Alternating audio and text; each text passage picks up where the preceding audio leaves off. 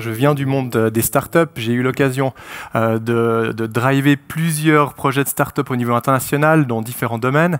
Donc si j'essaye de cartographier un tout petit peu mon rôle dans la mobilière, c'est d'essayer de disrupter le modèle depuis l'extérieur. Alors ici, ToYou, c'est un projet qui permet de gérer en fait la transmission des biens et des données. Donc en fait, vous pouvez faire vos dernières volontés en ligne et puis les communiquer à votre famille qui va avoir accès à toutes ces données sécurisées en ligne et à une checklist qui va permettre de rapidement pouvoir gérer le décès par exemple d'une personne.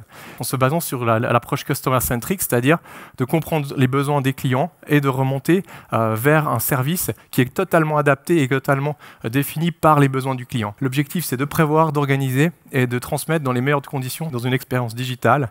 Et ça, c'est des projets et des produits qu'on est en train d'intégrer à la mobilière et qui vont aussi par la suite être intégrés pour nos clients corporate, qui pourront aussi un jour peut-être, par exemple, dans une caisse de pension, être un des services additionnels qui pourrait être fourni. Donc H3, c'est vraiment de voir où est-ce qu'on va dans le futur et quels sont les trends qu'on poursuit. Alors actuellement, quand je vous parlais de H1, on a tout ce qui est données et puis intelligence artificielle qui aujourd'hui évidemment sont un domaine qui travaille très vite. Hein. J'entends aujourd'hui c'est des technologies qui sont mûres. Et puis on a dans tout ce qui est H2, H3, plutôt des technologies qu'on a identifiées comme étant, c'est là où on va retrouver par exemple ToYou Vlot dans les écosystèmes digitaux, donc dans ces écosystèmes où les gens vont devenir finalement des acteurs qui vont rentrer par des portes qui ne sont plus forcément l'agent classiquement ou l'employeur, etc. Et ils vont de plus en plus arriver de manière indépendante sur des autres plateformes.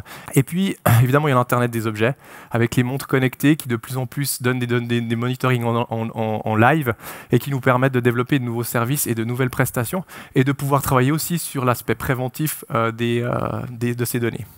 Et puis, dans un aspect plus long, on a tout ce qu'on appelle la génomique et l'épigénétique, hein, donc tout ce qui est pharmacologique qui va permettre de faire de la prévention et de la médication individualisée.